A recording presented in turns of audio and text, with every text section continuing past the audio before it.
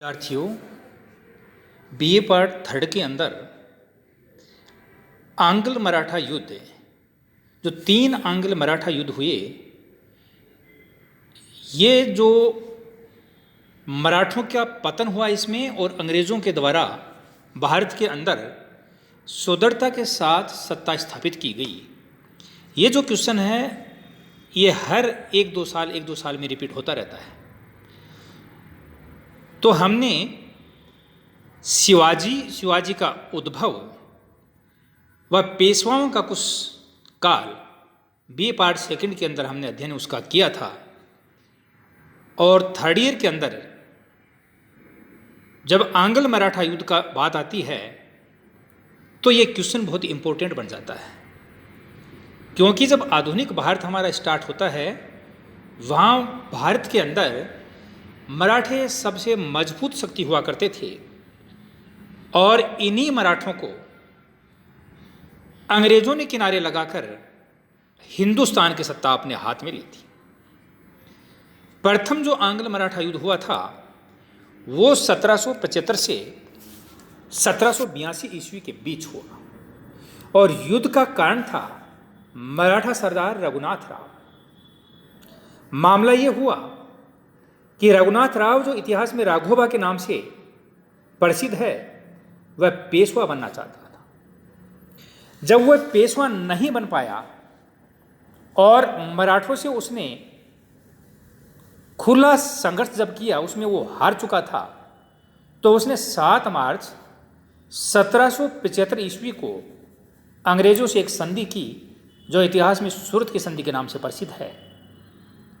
अंग्रेजों ने राघव का पेशवा स्वीकार कर लिया और उसको सहायता देने का वचन भी दे दिया।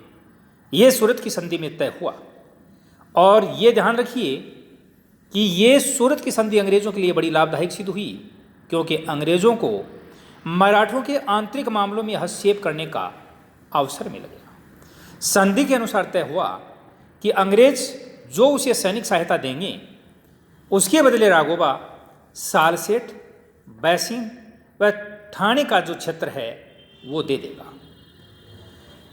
ये जो संधि थी वो बंबई के गवर्नर ने की थी, लेकिन 1773 ईस्वी के रेगुलेटिंग एक्ट के द्वारा बंगाल के गवर्नर को मद्रास व बंबई के विदेश नीति पर अधिकार था, यानी वो इस मामले में ऊंचा था। लेकिन संधि कर ली बंबई के ने। 1776 में नाना फडणवीस ने वारेन हेस्टिंग्स के दूत कर्नल अपटन के साथ एक नई संधि की, जिसे कहते हैं पुरंदर की संधि, जिसके द्वारा मराठों ने राघोबा को वार्षिक पेंशन देना तो स्वीकार कर लिया, लेकिन मराठों प्रदेशों में उसे हिस्सा देना स्वीकार नहीं किया।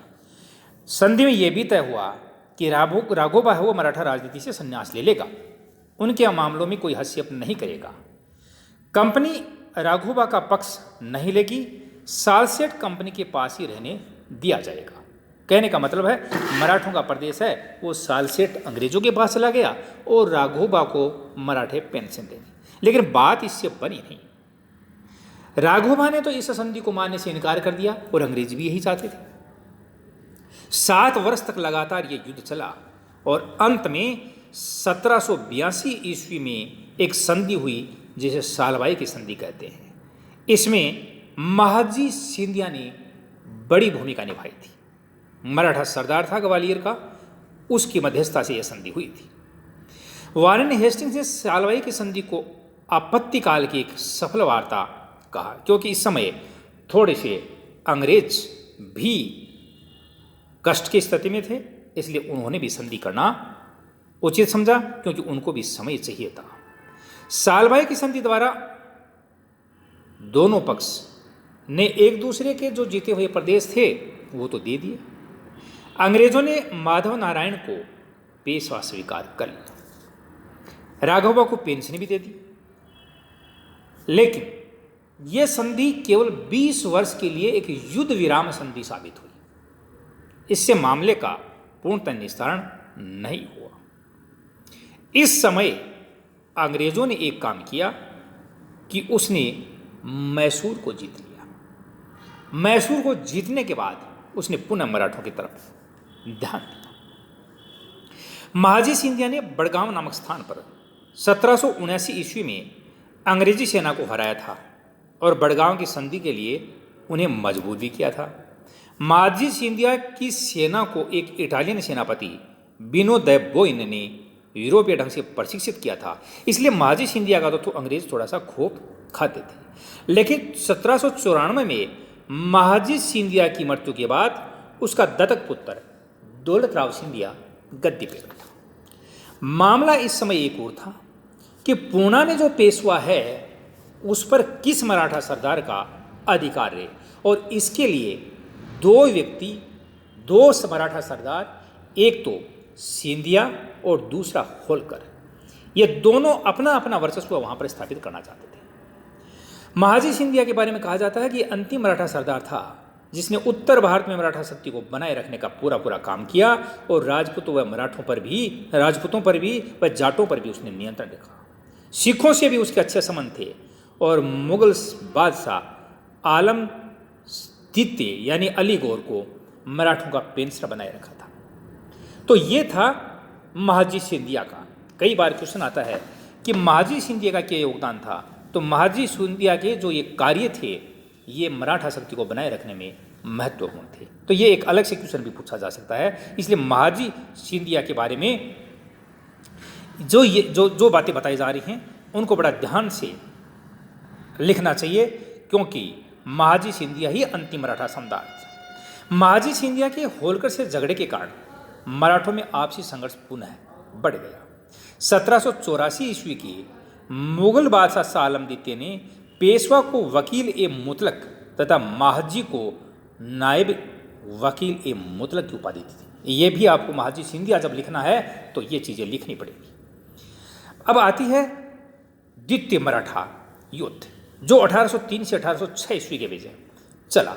इसका भी मैंने आपको कारण बता दिया कि सिर्फ पुन्ना के पेशवा पर नियंत्रण करने के लिए होलकर और सिंधिया की जो वर्चस्व की लड़ाई थी यही कारण था। 1800 ईस्वी में नाना फडणवीस की मृत्यु हो गई और कहते हैं कि सबसे योग्य आदमी मराठों का खत्म हो गया।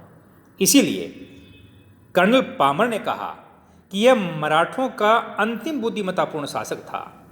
इसलिए यह भी कहा जाता है कि नाना फडणवीस की मृत्यु के साथ ही मराठों की सूझबूझ भी खत्म हो गई। नाना फडणवीस की मृत्यु के बाद पेशवा बाजीराव द्वितीय अपनी स्थिति को मजबूत करने के लिए मराठा सरदारों को आपस में लड़वाना शुरू किया, और इसी आदमी की निजता के कारण मराठा संघ बिखर गया।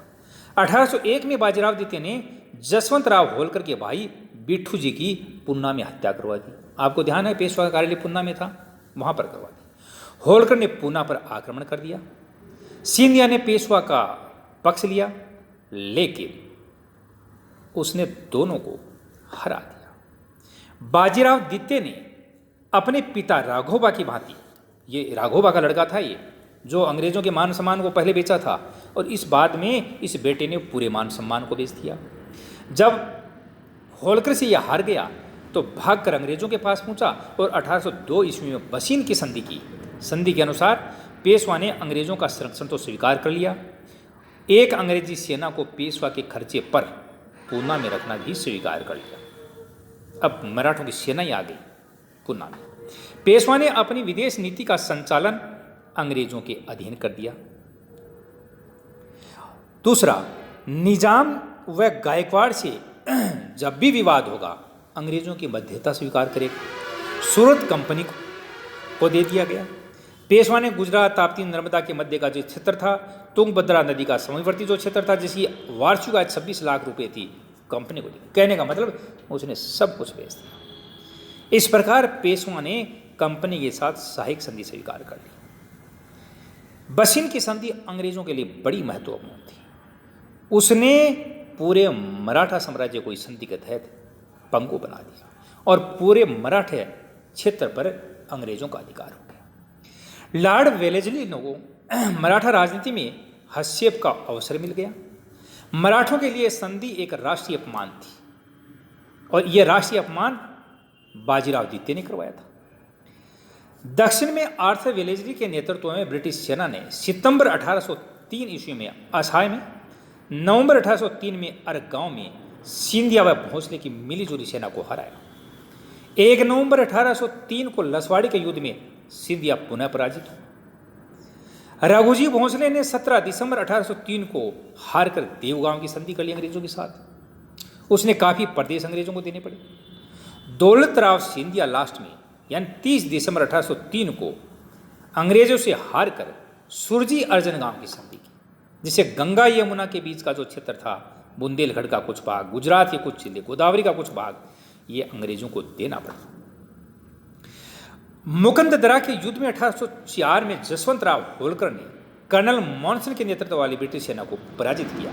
यद्यपि ये लास्ट तक लड़ता रहा। अंत में भरतपुर के शासक रणजीत सिंह के यहाँ पर भी उसने शरण ली। 1804 ईस्वी में जनरल लेक के नेतृत्व वाली ब्रिटिश सेना को भरतपुर के किले पर आक्रमण करने के दौरान उसने पराजित किया, लेकिन अंत में वो हार गया 1806 में जनवरी और राजबहादुर घाट की संधि की और उसे भी सहायक संधि करने के लिए मजबूर होना पड़ा। तो ये 6 में ये युद्ध समाप्त हो। अब आता है तीसरा अंगल मराठा युद्ध। ये 1817 से 1818 ईस्वी के मध्य चला, लगभग 1 वर्ष। यह युद्ध लॉर्ड हेस्टिंग्स के समय हुआ।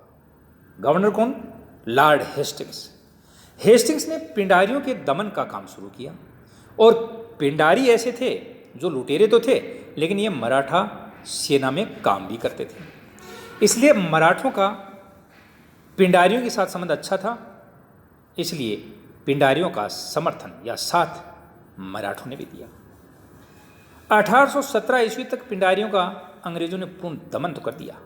हेस्टिंग्स ने सुव्यवस्थित योजना के तहत नागपुर के राजा से, नागपुर में भोंसले थे, 1816 ईस्वी को नागपुर की संधि की। पेशवा से 13 जून 1817 को पूना की संधि की और सिंधिया से 5 नवंबर 1817 को ग्वालियर की संधि की। सिंधिया ने बिना युद्ध किए ही ग्वालियर की संधि द्वारा अंग्रेजों की अधीनता स्वीकार कर ली थी। इसलिए लगभग मराठे अंग्रेजों के यहाँ नतमस्तक हो गए। मराठों व अंग्रेजों के बीच जो युद्ध हुए वो है पहला किरकी का युद्ध। ये 5 नवंबर 1817 ईस्वी को पेशवा व अंग्रेजों के मध्य हुआ। सीतावाड़ी का युद्ध 27 नवंबर 1817 को भोंसले व अंग्रेजों के बीच हुआ। महेदपुर का युद्ध ये भी 1817 में होलकर व अंग्रेजों के बीच हुआ। पेशवा ने किरकी के युद्ध में हारने के बाद 2 युद्ध और किए। पहला युद्ध 20 जनवरी 1818 को अस्ती में हुआ, पराजित हुआ, और सबसे अंत में होलकर ने 6 जनवरी 1818 को मंदसौर की संधि की। सहायक संधि उसने स्वीकार कर ली। इसके तहत राजपूत राज्यों पर से होलकर का दावा छूट गया, वो अंग्रेजों के अधीन हो गया। नर्मदा के दक्षिण के जिले अंग्रेजों को सौंप दिया गया। एक अंग्रेज सेना अपने खर्चे पर अपने क्षेत्र में रखने की सहमति भी दी। कहने का मतलब वही सहायक संधि उसने स्वीकार कर ली और ये भी कहा कि पिंडारियों का दमन जब अंग्रेज करेंगे, किसी भी पिंडारी का वो साथ नहीं देगा। उसने अपनी सारी विदेश नीति है वो अंग्रेजों को सौंप दी और इसी के तहत अमीर खान पिंडारी को टोंक का राज्य दिया गया, वहाँ का नवाब बनाया गया। पिंडारियों ने यह कहा कि ये राज्य जब हमें दे दिया तो हम किसी भी क्षेत्र में लूटपाट नहीं करेंगे। एक ब्रिटिश रेजिडेंट भी होलकर के यहाँ इंदौर में रहेगा जो पूरी सूचनाएं अंग्रेजों को देता रहेगा। तीसरे आंग्ल मराठा युद्ध के बाद पेशवा पद समाप्त कर दिया गया। बाजीराव द्वितीय को पेंशन देकर बिठूर भेज दिया गया और शिवाजी के वंशज प्रताप सिंह को सतारा का राज्य दिया गया। ये भी केवल नाम मात्र के लिए। ये भी 4 या 5 साल नहीं, 1856 तक जो युद्ध होता है, तो कहने का मतलब 1850 तक ये मराठा साम्राज्य था वो भी अस्त हो गया और सतारा का राजा वगैरह सबसे राज्य छीन लिए गए अंग्रेजों ने अपने राज्य में उन्हें मिला लिया। तो इस तरह से मराठों का अंत हुआ। धन्यवाद।